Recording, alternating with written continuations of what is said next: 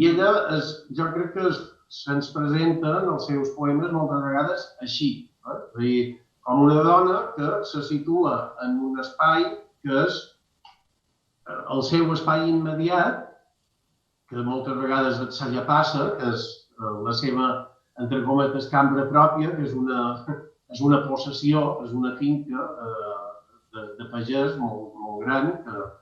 que pertanyia a la seva família. I aleshores ella se situa en aquest espai immediat i des d'allà estén la mirada cap a tot l'univers, no? I ella està allà al mig, no? En la seva identitat de dona que escriu en llengua catalana i una classe social concreta que és la que li permet, de fet, materialment escriure, això que dèiem abans, és a dir,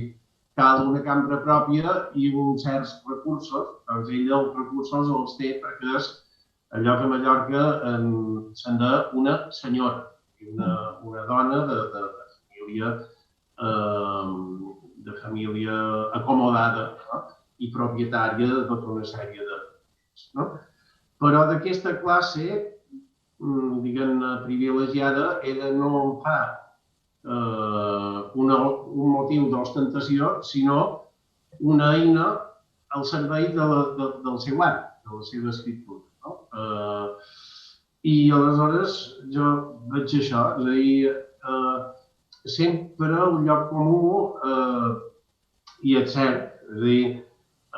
subratlla la seva senzillesa, és a dir, la seva humilitat, el fet de presentar-se com gairebé com una camperola, que és com la va caricaturitzar el Llorenç Vilalonga a Mort de Dama,